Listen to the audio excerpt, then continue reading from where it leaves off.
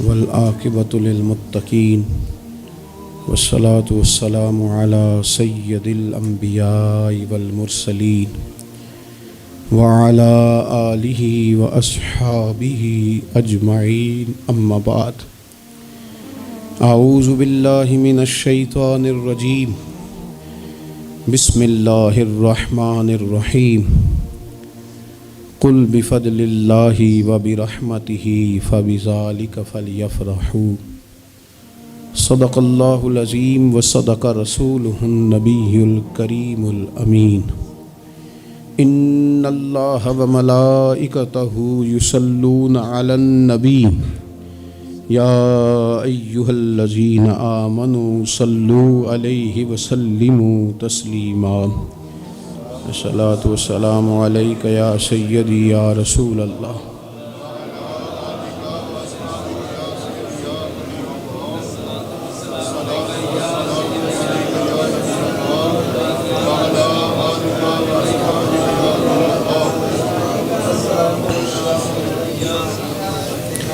حمد و صلوات کے بعد دوستو، بزرگوں اور بھائیوں، انسان اپنی زندگی میں جیسے جیسے شب و روز طے کرتا ہے، بہت سارے مواقع زندگی میں اسے دیکھنے نصیب ہوتے ہیں۔ ہمارے ہاں کچھ تقریبات کی جاتی ہیں، خوشی کے موقع پر بھی اور غم کے موقع پر بھی۔ خوشی کی تقریبات بھی پہلے بڑی مختصر، جامع، پروقار اور وزادار ہوتی تھی۔ نکاح کا مطلب ہے دو گواہوں کی موجودگی میں ایجاب و قبول کرنا۔ مختصر سے لوگوں کے بیچ بیٹھ کے نکاح ہو جاتا تھا، مختصر سے لوگ ولیمے کی دعوت کے بعد دعائے خیر پر اپنے اپنے گھروں کو چلے جاتے تھے۔ ہندوستان میں مسلمانوں نے ہندوؤں کو دیکھا کہ وہ مہندی کی رسم کرتے ہیں، اس پر پھر اتنی زیادہ توجہ لوگوں کی بڑھ گئی کہ وہ باقاعدہ شادی کا حصہ بن گئی، باقاعدہ اس پہ بہت بڑا سرمایہ خرچ ہونے لگ گیا۔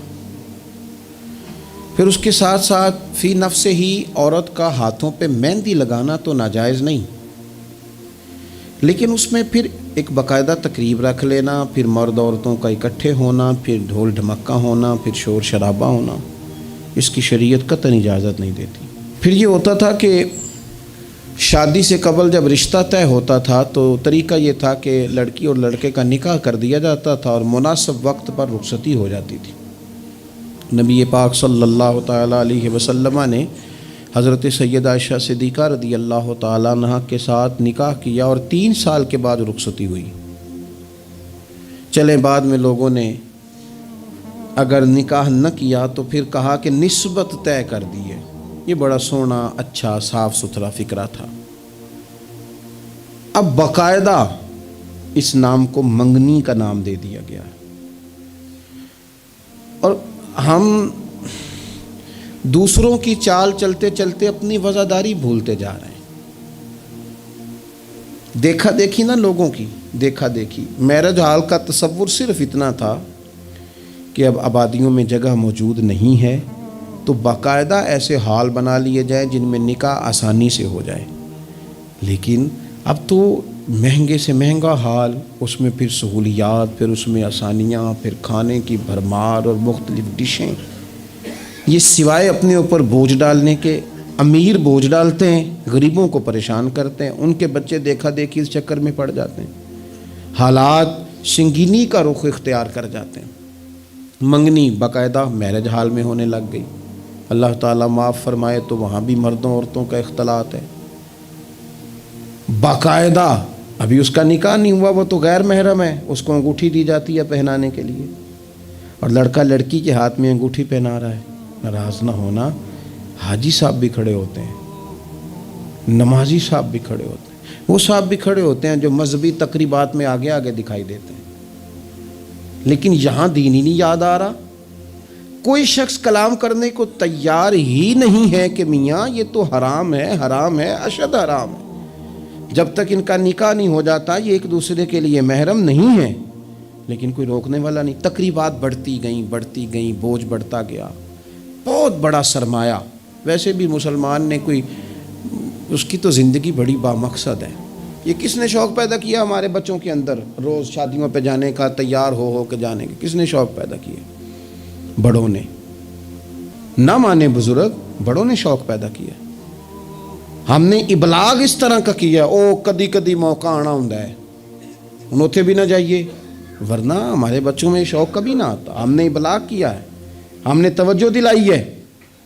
بچے چھٹیاں کر رہے ہیں، یہ ہم پریشان ہیں ان دنوں میں، پیپر بچوں کے قریب ہیں مدرسے کے، اور چوتھے دن کو بچہ درخواست لے کے آ جاتا ہے فلانے کی شادی ہے، فلانے کی شادی ہے۔ میرے ابا جی کہا کرتے تھے، تھوڑے سے ہم بڑے ہوئے تو ابا جی شادی پہ جانا ہے تو کہتے تھے جوان منڈے دا کی کام میں ویاہ تے جانے دا، ہم جائیں گے نا تمہاری اماں جائے گھر رہو آرام سے۔ ہمارے پرانے بزرگ اس طرح کی تربیت کرتے تھے، کہتے تھے تمہارا مطلب کیا، اس شادی پہ تم نے کیا کرنا ہے؟ اور یہاں سارا کام ہی بچے اور بچیوں کو دے دیا گیا، بچے اور بچیوں کو، اور تیار کر کے نہیں جاتا۔ کسی خاص جگہ پہ کوئی مجبوری ہو جائے، قربت اتنی زیادہ ہو کہ رہا نہ جائے، تو کبھی نکاح پڑھانے کے لیے جاؤں نا تو بس میرے کانوں سے آواز ٹکراتی نہیں، لیکن میں سمجھ جاتا ہوں کہ کیا باتیں گونج رہی ہیں۔ اور پردہ ہی کر لو تھوڑا سا، وہ کہتے ہیں پردہ، یہ بچی کے نکاح کی مووی نہ بنی تو فلم ہی نہیں مکمل ہوگی۔ اس خوشی کے موقع پر بھی آپ یہ کہہ رہے ہیں کہ لو جی پردہ کرو اور دوپٹہ لو، تو اتنے پیسے دیے وہ بیوٹی پارلر والے کو، وہ کدھر جائیں گے؟ کون ہیں یہ لوگ سارے؟ میں اور آپ نہیں ہیں، ہم ہی تو ہیں یہ سارے۔ یہ کس پر تنقید کر کے ہم چپ کر گئے ہیں؟ ہم سارے خود ہیں، اور ہم سب مل ملا کے اس سوسائٹی کا حصہ بنتے جا رہے ہیں۔ اب تو بھائی وہ مہنگے میرج ہال کے اندر جب میرج ہال لیا جاتا ہے تو ایک سمت عورتیں، ایک سمت مرد، اور بیچ میں پردے کا بندوبست بھی نہیں کرایا جاتا، چونکہ یہ تو دکھیا نوس لوگ ہیں جو پردہ کراتے ہیں۔ وہ کہتے ہیں وہ لوگ اتنی تیاری کی، کپڑے دکھانے کس کو ہیں؟ تم پردہ کرا رہے ہو؟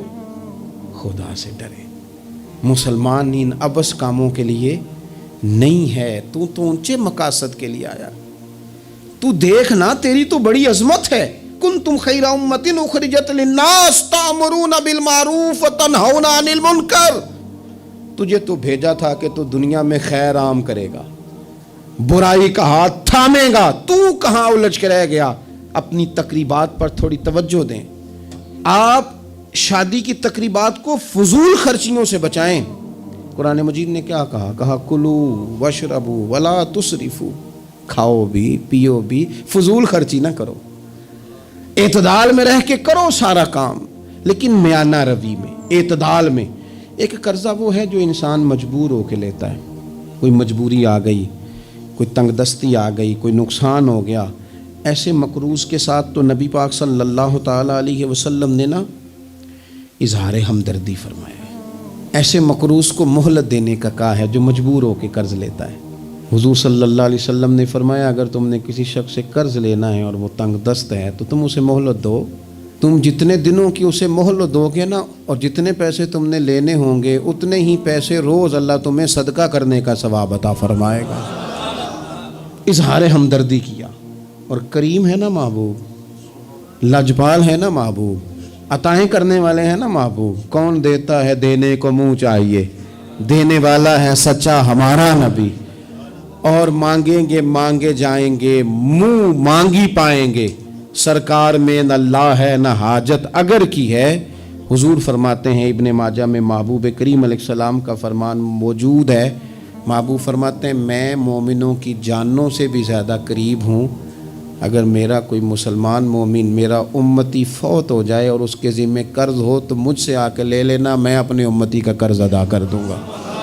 عزیز بھائی، نبی پاک اظہار ہمدردی کرتے، لیکن جو بندہ جان بوجھ کے قرضہ لے، جان بوجھ کے قرضہ لینے سے مراد کیا ہے؟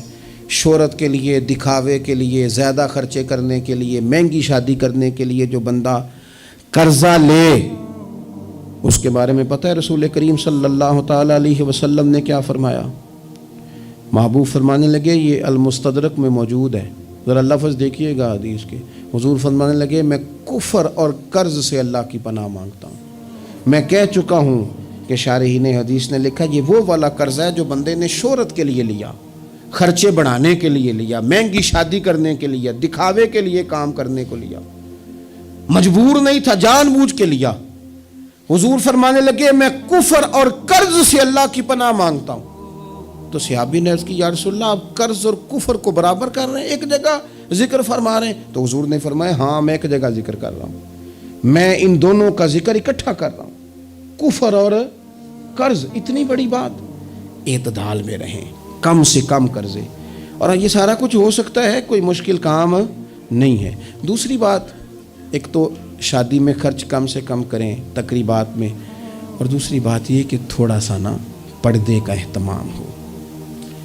میں کوئی تنقید نہیں کرتا, طنز نہیں کرتا, چونکہ ہماری بہنیں مائیں بیٹیاں ہوتی ہیں, ہم نہیں انہیں سمجھانا ہے, ان کو ذرا سمجھائیں, ان کو یہ بتائیں کہ قیمتی چیزیں جو ہوتی ہیں وہ پردوں میں ہوتی ہیں. ہمارے گھر میں 20 تولے سونا پڑا ہو تو ہم نے کبھی نہیں باہر نکل کے بتایا کہ پڑا ہے, کیونکہ قیمتی ہے نا, تو پردے میں رکھا ہوا ہے. اس کی چابی کا بھی ہم خیال رکھتے ہیں کہ کہیں گم نہ ہو جائے. اسی طرح ہر کتاب کو غلاف نہیں چڑھتا, صرف قرآن پاک کو چڑھتا ہے. انہیں بتاؤ کہ ساری بیویاں پردہ نہیں کرتی, صرف سیدہ عائشہ صدیقہ کی کنیزیں کرتی ہیں, صرف سیدہ فاطمہ کی کنیزیں کرتی ہیں رضی اللہ تعالی عنہما. تھوڑا سا نا پردے کا اہتمام. شادی بیاہ پہ تو بالکل ہی معاملہ گڑبڑ ہے, اور پوری تیاری کر کے عورتیں معاذ اللہ آ جاتی ہیں, اور یہ تو روکنا ہے ان کے ورثاء نے, ان کے جو ولی ہیں. عورت نے جو بناؤ سنگار کرنا ہے وہ تو گھر میں اپنے خامد کو دکھانے کو کرنا ہے, تو وہ گھر میں کرے جب اس کو ضرورت ہو. لیکن اس طرح سے لے کر کے اس کو بیاہ میں جانا, شادی میں جانا, مہندی کی تقریب میں جانا, یہ نہ عقلاً ٹھیک ہے, نہ نقلاً ٹھیک ہے, نہ تہذیب کے طور پر ٹھیک ہے, نہ سوسائٹی میں مہذب لوگ اس طرح کا کوئی کام کرتے ہیں. سنو, نبی پاک صلی اللہ تعالی علیہ وسلم نے ارشاد فرمایا, شرک کے بعد جو سب سے بڑا گناہ ہے وہ بدکاری ہے, بے حیائی ہے. اور نبی پاک علیہ السلام نے فرمایا کچھ عورتیں ایسی ہیں جو لباس پہن کے بھی ننگی ہیں. فرمایا یہ وہ عورتیں ہیں جنہیں اللہ تبارک و تعالی جنت کی ہوا بھی عطا نہیں کرے گا, خوشبو تک نہیں ملے. ان کو یہ سمجھائیں. یہ آج کل بڑا عروج ہے شادیوں کا. خواتین مہربانی کریں, اپنے اوپر رحم کھائیں, نہ اللہ کی نافرمانی مول لیں. ماؤں بہنوں بیٹیوں, پھر روتی ہو, دکھ سناتی ہو, کہتی ہو بڑی ساری آزمائش میں ہیں, تو اگر تکلیف میں ہو تو پھر تو رحمت والے کام کرو نا. بندہ تکلیف میں بھی ہو, دکھوں میں بھی, اور کام عذاب والے کرے تو اسے کس طرح کر کے آسانی میسر آئے گی. اس لیے شریعت اسلامیہ کے دائرے کے اندر وقت گزاریں. تیسری گزارش تقریبات کے حوالے سے, تیسری اور آخری یہ ہے کہ ہم نا شادی ہو, بیاہ ہو, کوئی بھی معاملہ ہو, ہمارا یہ مزاج بن گیا ہے کہ ہم نا تعلقات نبھاتے ہیں. دفتر کے لوگوں کو بلائیں گے, ہمارے جو بزنس کے متعلقہ لوگ ہیں ان کو دعوتیں دیں گے, جن لوگوں سے ہمیں کوئی سیاسی سماجی کام پڑ سکتا ہے انہیں بلائیں گے. دعوت بھی کبھی کھلائیں گے تو کوشش کریں گے اس بندے کو کھلائیں جو بندہ نا جس کی ذرا فوٹو صحیح آتی ہے, لائکس اچھے ملتے ہیں. اسی طرح کا معاملہ شادی میں ہم نے کر لیا ہے, صرف اپنے فائدہ دیکھ کے, نفع دیکھ کے. بلکہ اخباروں میں بعض میں خبر آتی ہے فلاں کے بیٹے کا ولیمہ سیاسی اجتماع بن گیا, غربا کو موقع نہیں ملتا. ہمارے استاد صاحب بات سنایا کرتے تھے, وہ فرماتے تھے کہ ایک آدمی کو کسی نے بلا لیا شادی پہ, تو وہ کسی گیراج میں کسی ورک شاپ پہ کام کرتا تھا, تو وہ نہ وہیں سے کپڑے نہ بدل سکا, انہی کپڑوں میں اسی طرح آلودہ تھے کام کے ساتھ. اس نے کہا کہ اگر میں گھر گیا تیار ہونے تو وہ لیٹ نہ ہو جاؤں, تو اسی طرح چلا گیا. اس کو چوکیدار نے اندر ہی نہیں جانے دیا, کہا تو کدھر آ گیا. اس نے بڑی کہا بھی مجھے بلایا ہے, میرا تعلق ہے. اس نے کہا نہیں تجھے کیسے بلا لیا, کیونکہ اسے پتا تھا نا ان لوگوں کا تو اسٹیٹس ہی اور ہے, غریب آدمی ان کی دعوت میں. اس نے کہا جا تجھے نہیں بلایا, اندر ہی نہیں گھسنے دیا. اب وہ جلدی سے گاڑی بھگا کے گھر گیا. وہ کاٹن شاٹن مایا شایا تگڑے کپڑے, ویسٹ کوٹ, اچھے طرح سوٹ بوٹ پہن کے جب وہ واپس لوٹا نا, تو اس نے جناب خود سے اسی چوکیدار نے خود دروازہ کھولا, اندر بھیجا. اب وہ جب کھانا شروع ہوا نا, تو اس نے ایک ڈونگا لیا سالن کا اور اپنا کرتا پکڑ کے اس میں ڈبو دیا, پھر دوسرا کرتا ڈبو دیا. لوگوں نے کہا تم باولے تو نہیں ہو گئے, یہ کیا کر رہے ہو, اپنے کپڑے آلودہ کر رہے ہو سالن سے. کہنے لگا میری تو دعوت نہیں, دعوت تو کپڑوں کی ہے. اگر میری ہوتی تو مجھے تو پہلے بھی داخل ہونے دیتے. یہ تو ان کپڑوں کی دعوت ہے میاں, تو یہ چونکہ ان کی دعوت ہے تو انہیں کہہ رہا ہوں کھاؤ کھانا, میری تو ہے ہی نہیں دعوت, ان کو کھانا چاہیے. اس لیے کہ یہاں تو گاڑیوں کی دعوت ہے, یہاں تو کوٹھیوں کی دعوت ہے. یہاں تو دعوت اس بات کی ہے کہ بڑی پجاروں میں کون آیا ہے؟ رسول کریم صلی اللہ تعالی علیہ وسلم نے فرمایا ولیمے کے کھانوں میں بدترین کھانا، یہ صحیح بخاری ہے، فرمایا ولیمے کے کھانوں میں سے بدترین کھانا وہ ہے اس میں امیروں کو تو بلایا جائے پر غریبوں کو نہ بلایا جائے، وہ بدترین دعوت ہے۔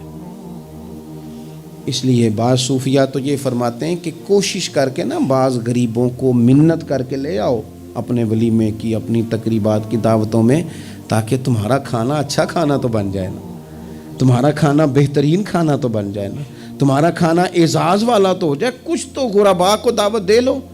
لیکن ہماری تقریبات ہماری ذاتی معاملات کا حصہ بن جاتی ہیں۔ میں تو مذہبی تقریبات بھی دیکھتا ہوں، مذہبی تقریبات میں بھی ہماری پوزیشن کچھ اسی طرح کی ہے۔ میں اپنے بارے میں کئی دفعہ دوستوں کو کہہ چکا ہوں کہ دین کا خادم سمجھ کے دعوت دینا تو بڑی اچھی بات ہے، لیکن ہمیں برانڈ نہ بناؤ۔ ہمیں بعض جگہ بڑی اچھی طرح سمجھ آ جاتی ہے کہ بعض آدمی کا بات کرنے کا سٹائل کیا ہے، اور جو آدمی روز اتنی لمبی چوڑی تقریر کرتا ہے اس کو جب آگے کوئی شخص بات سنانے کی کوشش کرتا ہے تو پتہ چلو اکثر چل جاتا ہے کہ کہاں سے بات کر رہا ہے۔ چلیں جواب نہ دینا کئی دفعہ اخلاقی طور پر درست نہیں ہوتا۔ دینی تقریبات کو کوئی ضروری ہے کہ 600 آدمی 400 آدمی بیٹھے گا تو پھر ہماری محفل ہوگی؟ کوئی ضروری ہے؟ اس لیے تو غریب آدمی نے جلسے کو ہاتھ ڈالنا ہی چھوڑ دیا، جلسہ مہنگا ہی بڑا ہے۔ غریب آدمی نہیں یہ کام کرتا، وہ کیسے محفل کرے گا؟ وہ تو آپ ساؤنڈ والے کے پاس جائیں تو کہتا ہے دور بدل گیا ہے، اب کہاں 1500 میں ساؤنڈ لگتا ہے۔ وہ تو چونکہ ہم نے ہر چیز کو برانڈ بنا دیا، کمرشل کر دیا، ماحول اور طرح کا بنا دیا ہے۔ یہ کام نہ کریں، آپ اس کو دین ہی بنائیں اور یہ ذوق ہی رہے نا، تو بھائی اس کے لیے پھر کسی آرٹیفیشل نعت خواں کو بلانے کی ضرورت نہیں ہوتی۔ محلے کا لڑکا بھی سونی نعت پڑھ لیتا ہے، اس کے لیے پھر اپنے خطیب صاحب بھی بڑی بہترین تقریر کر لیتے ہیں جو ہمیں 5 نمازیں پڑھاتے ہیں، پھر یہاں بھی سارے کام۔ لیکن ذہن تقریبات کے لحاظ سے بن گیا ذرا بڑا اونچا سا۔ دین اپنی ذاتی حیثیت رکھتا ہے، اپنی تقریبات کو شستہ کریں، سنجیدہ کریں، صاف ستھرا کریں، جتنی بھی قباحتیں ہیں اخلاقی ہیں مالی ہیں ان کو دور کریں۔ ہم مسلمان ہیں، مسلمان بڑا سنجیدہ سا ہوتا ہے، سونا سا ہوتا ہے، اس کے رویے بڑے میٹھے ہوتے ہیں، اس کے آنے جانے کے معاملات میں شائستگی ہوتی ہے، اسے دیکھ کے پتہ چلتا ہے کہ یہ رسول اللہ کا ماننے والا ہے، یہ نبی کریم علیہ الصلوۃ والسلام کا تربیت یافتہ امت ہے۔ اللہ تعالیٰ سمجھ عطا فرمائے۔ آخر دعوانا الحمدللہ۔